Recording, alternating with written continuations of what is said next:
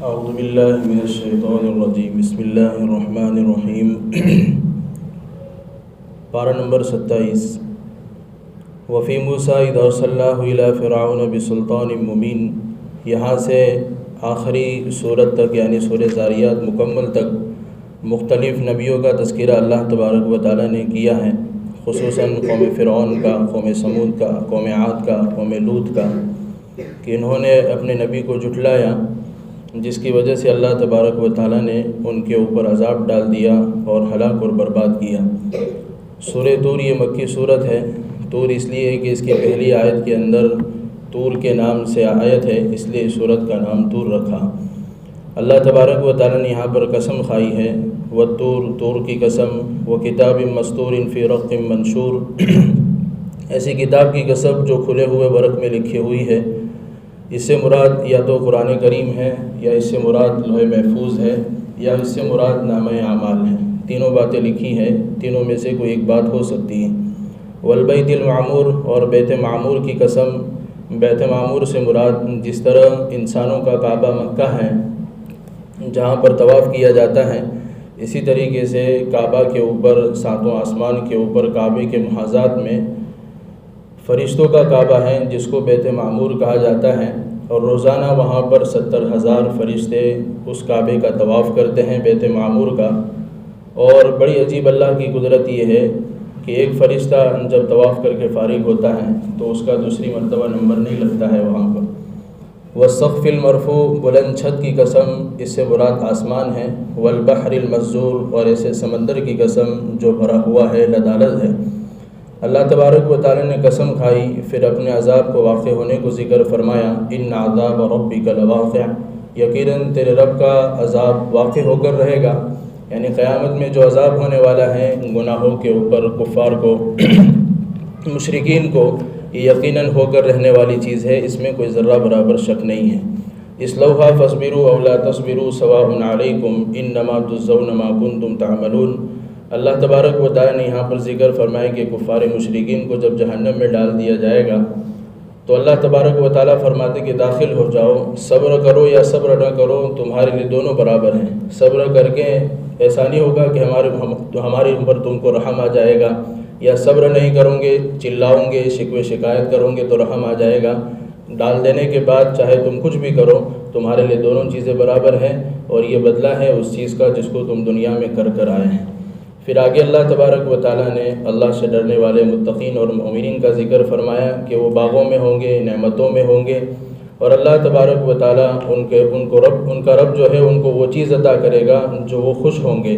وقاہم ربہم عذاب الجحیم، اور جہنم کے عذاب سے ان کا رب ان کو بچا لے گا، اور ان سے کہا جائے گا کہ کھاؤ اور پیو اس چیز کے بدلے میں جو تم دنیا میں نیک عمل کر کے آئے، اور ان کو مسحریوں کے اوپر بٹھا دیا جائے گا اور وہ ٹیک لگا کر بیٹھ جائیں گے، اور ان کا نکاح حوروں سے کروا دیا جائے گا، اور یہاں پر اور جنت کی نعمتوں کا تذکرہ ہے۔ سورۃ النجم مکیہ، اور نجم اس لیے نام رکھا کہ پہلی آیت کے اندر اللہ تبارک و تعالیٰ نے ستارے کا تذکرہ فرمایا ہے کہ والنجم اذا ہوا، اس ستارے کی قسم جو ڈوب جاتا ہے۔ یہاں پر اللہ نے ستارے کی قسم کھائی اور آگے اپنے نبی کا ذکر فرمایا۔ ستارے کی قسم کھانے سے مراد یہ ہے کہ جس طرح لوگ ستاروں کے ذریعے سے راستہ تلاش کرتے ہیں، اس طرح ہمارے نبی کے اندر یہ صفت موجود ہے کہ ان کو دیکھ کر سیدھا راستہ تلاش کیا جاتا ہے، اور جس طرح ستارہ بہت دور جانے کے بعد غائب ہو جاتا ہے، اس طرح نبی بھی چند دنوں کے لیے دنیا میں ہیں، پھر ان کی بھی وفات ہو جائے گی اور وہ بھی منتقل ہو جائیں گے۔ جس کو فائدہ اٹھانا ہے ان کے جانے سے پہلے اٹھا لیں۔ علمہ شدید القویٰ ذو مرہ فاستویٰ، اس میں کفار مشرکین یہ کہا کرتے تھے کہ نبی کے اوپر جبرائیل آتے ہیں تو ان کو تو دیکھا نہیں انہوں نے، تو یہاں پر ان کے دیکھنے کا ذکر ہے۔ ایک تو اللہ کے نبی علیہ السلام نے ایک مرتبہ پیشکش کی تھی تو اس وقت ان کو نظر آئے تھے، اور دوسری مرتبہ معراج میں نظر آئے تھے جبرائیل علیہ السلام۔ سورۃ القمر مکیہ، سورہ قمر مکی ہے۔ یہاں پر چاند کا تذکرہ ہے، اس لیے اس سورت کا نام سورہ قمر رکھا۔ اللہ کے نبی علیہ السلام مینا کے اندر تھے، کفار مشرکین وہاں پر جمع تھے، تو وہاں پر آ کر کہنے لگے کہ اگر آپ کوئی معجزہ دکھا دیں تو ہم آپ پر ایمان لے آئیں گے۔ حالانکہ ان کا یہ سب باتیں صرف ایسے ہی مذاق اڑانے کے لیے تھی۔ تو اللہ کے نبی علیہ السلام نے فرمایا کیا میں تم کو معجزہ دکھا دوں تو کیا تم ایمان لے آؤ گے؟ کہ ہاں ایمان لے آئیں گے۔ تو اس وقت اور یہ رات جو تھی وہ 14ویں رات کی چاندنی تھی، اور بالکل چاند بالکل صاف اور شفاف نظر آ رہا تھا۔ تو اللہ کے نبی علیہ السلام نے اپنی انگلی کا اشارہ چاند کی طرف کیا، چاند کے 2 ٹکڑے ہو گئے، ایک طرف چلا گیا اور ایک ٹکڑا اس طرف چلا گیا اور بعد میں آ کر مل گیا۔ تو کفار مشرکین کہنے لگے یہ تو جادو ہے، ہم ایمان لانے والے نہیں ہیں۔ فدعا ربہ انی مغلوب فانتصر، یہاں پر نوح علیہ السلام کا تذکرہ ہے کہ نوح علیہ السلام نے اپنی قوم کو دعوت دی، جنہوں نے مانا وہ کشتی میں سوار ہو گئے، اور باقی کو اللہ تبارک و تعالیٰ نے عذاب میں غرق کر دیا، پانی کے اندر ڈبو دیا۔ وَلَقَدْ يَسَّرْنَا الْقُرْآنَ لِلذِّكْرِ فَهَلْ مِن مُدَّكِرٍ، ہم نے قرآن کو یاد کرنے والوں کے لیے آسان کر دیا ہے کوئی یاد کرنے والا۔ ذکر کہتے ہیں نصیحت کو۔ قرآن کے اندر اللہ تبارک و تعالیٰ نے مختلف جگہوں کے اندر مختلف طریقے سے نصیحت کی ہے۔ تو ایک تو یہ اس کا مطلب یہ ہے کہ ہم نے قرآن کو آسان کر دیا ہے نصیحت پکڑنے والوں کے لیے، ہے کوئی نصیحت لینے والا یعنی اس قرآن کے ذریعے سے۔ اور دوسرا ذکر سے مراد یاد کرنا بھی ہے، اور ظاہر سی بات ہے قرآن کا ایک بہت بڑا معجزہ ہے کہ جو لوگ عربی نہیں جانتے ہیں وہ بھی قرآن کے بڑے حافظ ہیں۔ ہم کسی بھی علاقے میں چلے جائیں، تھوڑا سا مسلمانوں کا علاقہ ہو، مسلمانوں کی بستی ہو، آپ کو ایک نہ ایک حافظ اور ایک نہ ایک قرآن کا یاد کرنے والا مل جائے گا۔ تو قرآن کو اللہ نے بہت آسان کر دیا ہے۔ کذبت عاد فکیف کان عذابی ونذر، یہاں سے چند آیتوں تک اللہ تبارک و تعالیٰ نے چند قوموں کا ذکر کیا ہے، خصوصاً قوم لوط، قوم سمود، قوم عاد اور قوم فرعون کا تذکرہ کیا ہے، جنہوں نے اپنے نبی کو جھٹلایا۔ ان المجرمین فی ضلال وسعور یوم یسحبون فی النار وعلی وجوہہم ذوقوا مس سقر، یہاں پر جہنمیوں کا تذکرہ ہے کہ ان کو اندھے منہ گھسیٹ کر جہنم میں ڈال دیا جائے گا اور کہا جائے گا کہ چکھو عذاب اس چیز کا جس کو تم دنیا میں کر آئے ہیں۔ سورۃ الرحمن مدنیہ، سورہ رحمان مدنی ہے۔ لوگ سوال کیا کرتے تھے، حالانکہ ان کو معلوم تھا کہ رحمان کیا چیز ہے، رحمان اللہ کی صفت ہے، لیکن بار بار پوچھتے تھے کہ مر رحمان، رحمان کیا ہے، رحمان کیا ہے؟ تو اللہ نے رحمان کے نام سے ان کے جواب میں پوری صورت اتار دی، اور اس صورت کے اندر اللہ تبارک و تعالیٰ نے دنیا کی نعمتوں کو، آخرت کی نعمتوں کو، جنت کی نعمتوں کا تذکرہ کیا ہے۔ اور پہلی الرحمن فرمایا، پھر علم القرآن، کہ جس نے قرآن سکھایا۔ اب یہاں پر اللہ تبارک و تعالیٰ نے قرآن سکھانے کا ذکر فرمایا، لیکن کس کو سکھایا اس کا ذکر نہیں ہے، حالانکہ معلوم ہے کہ سب سے پہلے قرآن کے سیکھنے والے اللہ کے نبی علیہ السلام کی ذات ہے، لیکن یہاں پر آپ کا نام نہیں لیا گیا۔ اس کا مطلب یہ ہے، مفسرین نے نقطہ یہاں پر یہ نکالا کہ قرآن صرف اللہ کے نبی علیہ السلام نہ سیکھے، بلکہ آپ کے جتنے بھی ماننے والے ہیں اور قیامت تک آنے والے انسان کو قرآن سیکھنا چاہیے۔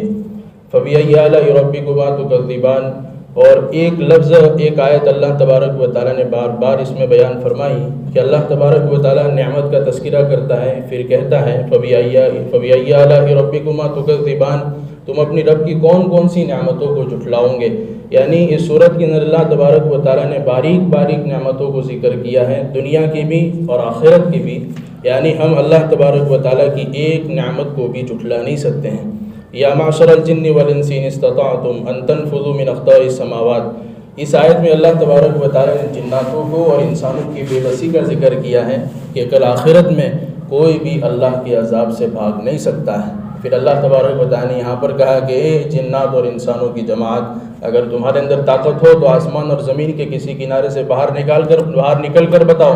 فانفذوا لا تنفذوا الا بسلطان، تمہارے اندر جب طاقت ہی نہیں ہے تو نکل نہیں سکتے ہو، تو کل آخرت میں میرے عذاب سے تم بچ بھی نہیں سکتے ہو۔ پھر اللہ تبارک و تعالیٰ نے جنت کی نعمتوں کا یہاں پر ذکر فرمایا، میووں کا ذکر فرمایا، حور کا تذکرہ فرمایا، اسی طرح محلات کا تذکرہ فرمایا۔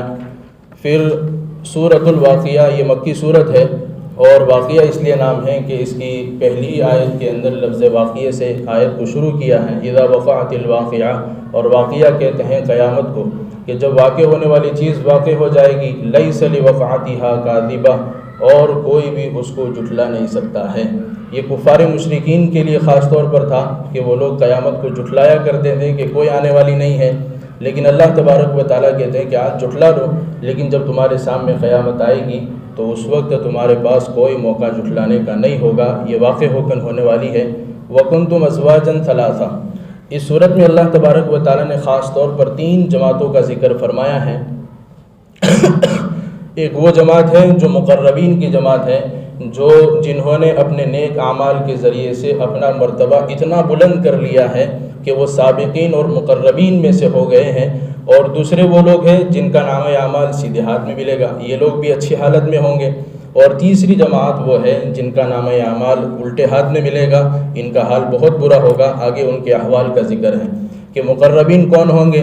فی جنات النعیم، جنتوں میں ہوں گے، نعمتوں میں ہوں گے، علی سرور موضونہ متکئین علیہا متقابلین، کہ سونے کے تاروں کے ذریعے سے بنا ہوا جو تخت ہوگا اس کے اوپر ٹیک لگا کر آمنے سامنے بیٹھے ہوں گے۔ یطوف علیہم ولدان مخلدون، ان کے پاس چھوٹے بچے آتے جاتے رہیں گے جو ہمیشہ چھوٹے بچے ہی رہیں گے اور خدمت کے لیے ہوں گے۔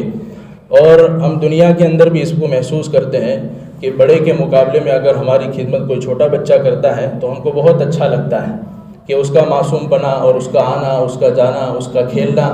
تو اللہ تبارک و تعالیٰ یہ نعمت جو ہے دنیا کے اندر بھی اور آخرت میں بھی باقی رکھیں گے کہ اس وقت چھوٹے بچے، اور قرآن میں دوسری جگہ اللہ نے بیان فرمایا کہ یہ چھوٹے بچے آتے جاتے رہیں گے تو ایسا محسوس ہوگا کہ بکھرے ہوئے موتی ہیں، ایسا محسوس ہوگا کہ بکھرے ہوئے موتی ہے، کوئی انسان نے موتی کو بکھیر دیا، ایک طرف ایک جا رہا ہے اور ایک طرف اس جا رہا ہے۔ تو اللہ تبارک و تعالیٰ نے یہاں پر ایک نعمت کا ذکر کیا ہے کہ بچے آتے جاتے رہیں گے اور کیا لائیں گے؟ بِأَكْوَابٍ وَأَبَارِيقَ وَكَأْسٍ مِّن مَّعِينٍ، کہ ان کے پاس آب خورے ہوں گے، آفتابے ہوں گے، صاف اور شفاف شراب کے جام لائیں گے، لا يصدعون عنها ولا ينزفون، اور اس کے ذریعے سے دماغ میں کوئی خرابی نہیں آئے گی اور کوئی خلل نہیں آئے گا۔ وَفَاكِهَةٍ مِّمَّا يَتَخَيَّرُونَ، تمہارے من پسند میوے تمہارے سامنے لائے جائیں گے۔ وَلَحْمِ طَيْرٍ مِّمَّا يَشْتَهُونَ، اور تمہاری چاہت کے مطابق تر و تازہ گوشت لایا جائے گا۔ تم اگر چاہو گے کبوتر کا گوشت کھانا ہے تو حاضر ہو جائے گا، تیتر کا کھانا ہے تو حاضر ہو جائے گا، یعنی تمہاری جو پسند جو چاہت ہوگی وہ اللہ تبارک و تعالیٰ تمہارے سامنے لا دیں گے۔ وحور عین، اور حور ہوگی جو خوبصورت ہوگی، بڑی بڑی آنکھوں والی ہوگی، اور یہ ایسی حور ہوگی کہ امثال اللؤلؤ المکنون، اللہ فرماتے ہیں کہ یہ ایسی حور ہوگی جیسا کہ کوئی چھپائے ہوئے موتی ہے اور جو باہر نکل آئے ہیں۔ جزاء بما کانوا یعملون، اصل یہی چیز ہے کہ یہ بدلہ ہے اس چیز کا جو تم نے دنیا میں نیک اعمال کیے ہیں۔ آدمی کو یہ ساری چیزیں سن کر شوق تو اچھا لگ جاتا ہے کہ یہ ساری چیزیں مل جاوے، لیکن یہ ساری چیزیں ملے گی اس وقت جب دنیا میں رہ کر نیک اعمال کیے ہوں گے۔ لا يسمعون فيها لغوا ولا تأثیما، اللہ آگے اور تذکرہ فرما رہے ہیں کہ اس میں یہ لوگ کوئی لغو اور فضول بات نہیں سنیں گے، بیکار بات نہیں سنیں گے۔ الا قلیلا سلاما سلاما، صرف ایک ہی آواز آئے گی، السلام علیکم السلام علیکم، سب کو ایک دوسرے کو سلامتی کی دعائیں دیتے رہیں گے۔ یہ تو ایک تذکرہ ہوا مقربین کا، اور دوسرا تذکرہ وہ اصحاب الیمین ما اصحاب الیمین، جن کو نامہ اعمال سیدھے ہاتھ میں دیا جائے گا، ان کے احوال کیا ہوں گے؟ فی صدر مخضود، یہ لوگ بغیر کانٹے والے بیر کے درخت میں ہوں گے۔ وطلح ممدود، وہاں پر تہ بتہ کیلے لگے ہوں گے۔ وظل ممدود، اور لمبے سائے پہ ہوں گے۔ وماء مسکوب، اور بہتا ہوا پانی ان کے پاس ہوگا۔ وفاکہۃ کثیرہ، بہت سارے میوے ہوں گے، ایک نہیں، ایک رنگ کا نہیں۔ آج دنیا کے اندر آدمی دیکھتا ہے کہ ایک رنگ کا میوہ ہوتا ہے، بہت سارے رنگ کے الگ الگ کثرت سے میوے ہوں گے۔ لا مقطوعۃ ولا ممنوعہ، اور یہ میوے ختم ہونے والے نہیں ہیں۔ ولا ممنوعہ، اور نہ ان کو روکا جائے گا۔ آدمی کھاتا جائے گا، کھاتا ہو جائے گا۔ دنیا کے اندر کہتے ہیں بس کر کتنا کھائے گا، وہاں پر کوئی روک ٹوک نہیں ہوگی۔ ولا ممنوعہ، کوئی روکنے والا نہیں ہوگا۔ وفرش مرفوعہ، اور اونچے اونچے فرش ہوں گے ان کے لیے۔ انا انشأناہن انشاء، اور ہم نے ان کے لیے حور بنائی ہیں۔ فجعلناہن بکارا، جو باقی رہوگی، کنواری ہوگی۔ عرباً اترابا، پیاری پیاری، اور ان کے ہم عمر ہوگی۔ دنیا کے اندر انسان اپنے سے بہت زیادہ عمر کی عورت سے نکاح کرنا نہیں چاہتا ہے، اس کو عجیب لگتا ہے کہ میں چھوٹا اور یہ بڑی اتنی ساری۔ تو اللہ تبارک و تعالیٰ تو آخرت کے اندر، جنت کے اندر ایسی عورت سے اس کا نکاح کرائیں گے، ایسی حور سے اس کا نکاح کرائیں گے جو پیاری پیاری بھی ہوگی اور اس کی ہم عمر ہوگی۔ لِأَصْحَابِ الْيَمِينِ ثُلَّةٌ مِّنَ الْأَوَّلِينَ وَثُلَّةٌ مِّنَ الْآخِرِينَ۔ پھر اللہ تبارک و تعالیٰ نے تیسری جماعت کا ذکر فرمایا ہے جو جہنمی ہوں گے، جن کا نامہ اعمال الٹے ہاتھ میں دیا جائے گا، ان کا حال بہت برا ہوگا۔ فی سموم و حمیم، آگ ان کو لپٹ جائے گی، اور وہ حمیم کھولتا ہوا پانی ان کو دیا جائے گا۔ وظل من یحموم، اور سیاہ دھوئیں کے سائے میں وہ لوگ ہوں گے۔ لا بارد ولا کریم، جو نہ ٹھنڈا ہوگا نہ فرد بخش. انہم کانوا قبل ذلک مترفین، اس سے پہلے وہ لوگ بڑے مزے کر کے آئے ہیں. وکانوا یصرون علی الحنث العظیم، اور سب سے بڑا گناہ شرک پر وہ لوگ بضد تھے.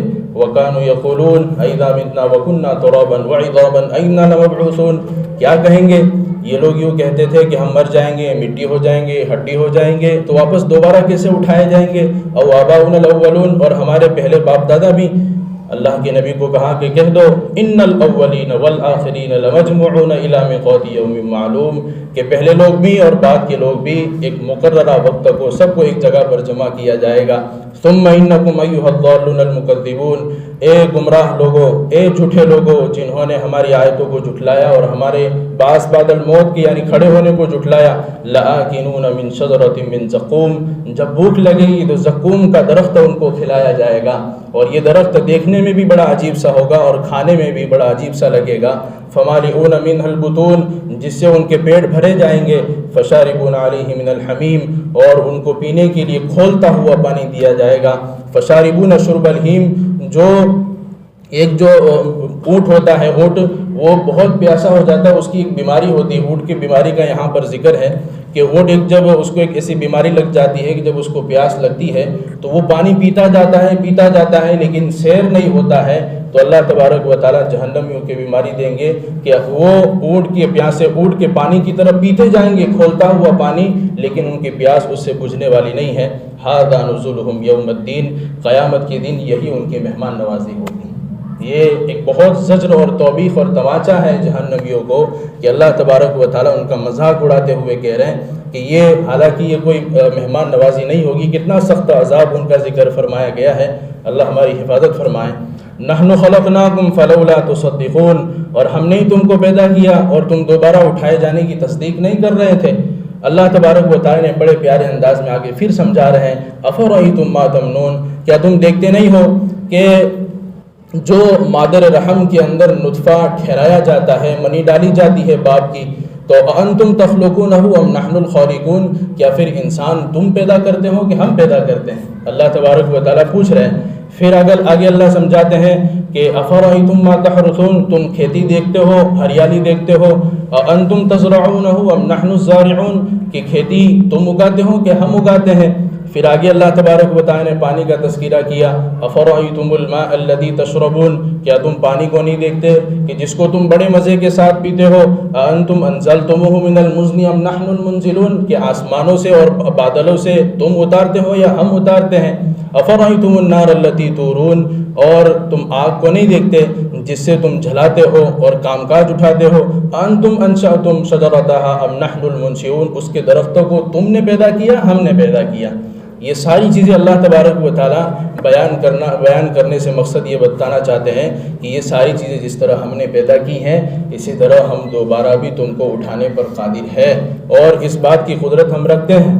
فلولا اذا بلغت الحلقوم وانتم حینئذ تنظرون، اللہ تبارک و تعالیٰ نے بڑی عجیب بات یہاں پر ذکر فرمائی کہ جب تمہارے سامنے کسی کی موت اور کسی کی جان جب حلق میں آ جاتی ہے اور تم چاہتے ہو کہ یہ آدمی نہ مرے لیکن تم اس کو روکنا چاہتے ہو، پھر بھی روک نہیں سکتے. ساری طاقتیں جمع کر لو، سارے ڈاکٹروں کو جمع کر لو، سائنسدانوں کو جمع کر لو کہ اس کی موت واپس لی جائے اور اس کو دنیا میں واپس لایا جائے، لیکن تمہارے اندر اتنی سی بھی طاقت نہیں ہے کہ اس انسان کو دنیا میں واپس زندگی دے سکو. سورۃ الحدید مکیہ، اس میں لوہے کا تذکرہ ہے اس لیے اس سورت کا نام سورہ حدید رکھا گیا. هو الاول والآخر والظاہر والباطن وهو بكل شيء علیم. هو الذی خلق السماوات، اللہ نے اپنی قدرت کی نشانیاں اس میں بیان کی ہے کہ وہی اول ہے، وہی آخر ہے، وہی ظاہر ہے، وہی باطن ہے. اول ہونے کا مطلب یہ ہے کہ جب دنیا نہیں تھی تب بھی اللہ تبارک و تعالیٰ تھے، اور جب دنیا ختم ہو جائے گی تب بھی اللہ تبارک و تعالیٰ کی ذات باقی رہے گی. اور ظاہر سے مراد تو دنیا کے اندر اور آسمان کے اندر، فضاؤں کے اندر جو اللہ کی نعمتیں اور جو اللہ کی نشانیاں بکھری ہوئی ہیں وہ تمہارے سامنے ظاہر ہے. یہ ساری اللہ تبارک و تعالیٰ کی قدرت کی دلیل ہے، اور اللہ تبارک و تعالیٰ چاہے دکھتے نہیں ہیں لیکن باطن کے اندر موجود ہے، اور وہ ہر چیز کو جاننے والا ہے، چھوٹی چھوٹی چیزوں کو بھی جاننے والا ہے. وَمَا لَكُمْ أَلَّا تُنْفِقُوا فِي سَبِيلِ اللَّهِ وَلِلَّهِ مِيرَاثُ السَّمَاوَاتِ وَالْأَرْضِ، اللہ تبارک و تعالیٰ بیان فرماتے ہیں یہاں پر کہ تم اللہ کے راستے میں خرچ کیوں نہیں کرتے ہو؟ آسمان اور زمین کے اندر جتنی بھی چیزیں ہیں اس کا وارث تو اللہ ہے، ساری چیزیں اللہ تبارک و تعالیٰ کی ہے، تمہارا تو کچھ بھی نہیں ہے، پھر اللہ کے راستے میں خرچ کیوں نہیں کرتے؟ لا یستوی منکم من انفق من قبل الفتح وقاتل، یہاں پر اللہ تبارک و تعالیٰ نے صحابہ کی کیٹیگری بتائی ہے کہ وہ صحابہ کہ جنہوں نے فتح مکہ سے پہلے خرچ کیا اور جن لوگوں نے فتح مکہ کے بعد خرچ کیا وہ دونوں درجوں میں برابر نہیں ہو سکتے، دونوں کے اندر فرق ہے۔ صحابی ہونے میں کوئی شک نہیں ہے، وہ صحابی ضرور ہے، لیکن ان کی فضیلت آگے پیچھے ہے، کیونکہ فتح مکہ سے پہلے خرچ کرنے والے ایسے تھے کہ ان کے پاس کچھ نہیں تھا، لیکن پھر بھی انہوں نے جان بھی لٹائی، مال بھی لٹایا، سب کچھ لٹایا، اور فتح مکہ کے بعد خرچ کرنا، تمہارے پاس تو بہت سارا مال آ گیا تھا، بہت ساری چیزیں آ گئی تھی، تو ان دونوں کے خرچ کرنے میں فرق ہے۔ یعنی اس آیت کے ذریعے سے اللہ سمجھانا چاہتے ہیں کہ آدمی کتنا خرچ کرتا ہے یہ نہیں دیکھا جاتا ہے، کیسے موقع پر خرچ کرتا ہے یہ دیکھا جاتا ہے۔ پھر اللہ تبارک و تعالیٰ نے سورت کے اخیر کے اندر عیسائیوں کی ایک بڑی عجیب بات ارشاد فرمائی کہ وَرَهْبَانِيَّةً ابْتَدَعُوهَا مَا كَتَبْنَاهَا عَلَيْهِ إِلَّا ابْتِغَاءَ رِضْوَانِ اللَّهِ فَمَا رَعَوْا حَقَّ رِعَایَتِهَا۔ یہاں پر عیسائیوں کے اندر سے کچھ جماعتیں ایسی ہیں کہ جنہوں نے رہبانیت اختیار کر لی، یعنی دنیا کی لذتوں سے اور دنیا کی چیزوں سے اپنے آپ کو الگ کر دیا اور اللہ کے بھروسے پر نکل گئے، حالانکہ اللہ نے ان کو اس بات کا حکم نہیں دیا تھا، انہوں نے اپنی طرف سے یہ طے کر دیا۔ تو یہ ساری چیزیں اگر اپنی طرف سے کرتی ہوں تو یہ دین کا کوئی حصہ نہیں ہے بلکہ یہ بدعت ہے، اور اللہ کے نبی علیہ السلام کی غالباً حدیث ہے کہ لا رہبانیت فی الاسلام، اسلام میں کوئی رہبانیت نام کی کوئی چیز نہیں ہے کہ آدمی اپنے آپ کو الگ تھلگ کر دے لوگوں سے اور گھر والوں سے اور کاروبار سے کہ میں تو صرف اللہ کے بھروسے پر چلوں گا، یہ نہیں ہے۔ اسلام میں ایسی کوئی چیز سکھائی نہیں گئی ہے، بلکہ اسلام کے اندر انسان کو اللہ تبارک و تعالیٰ نے دنیا کے اسباب کے ساتھ زندگی گزارنے کا حکم دیا ہے کہ یہ دنیا مسبب الاسباب ہے، اور اس دنیا کو چلانے والا، یہ دنیا جو ہے اسباب کے درجے میں ہے اور اس دنیا کو جو چلانے والا ہے وہ مسبب الاسباب ہے، تو اس دونوں کو ساتھ میں لے کر چلنا ہے، یعنی دنیا کی نعمتوں کے ساتھ ساتھ اور دنیا کی اسباب کے ساتھ ساتھ اللہ پر بھروسہ بھی کرنا ہے کہ اپنی طاقت کے مطابق اسباب اختیار کریں، پھر باقی اللہ پر بھروسہ کریں۔ تو یہ اسلام ہم کو سکھاتا ہے، اسلام ہمیں رہبانیت نہیں سکھاتا ہے۔ اللہ تبارک و تعالی ہمیں کہنے سننے زیادہ عمل کرنے کی توفیق عطا فرمائے۔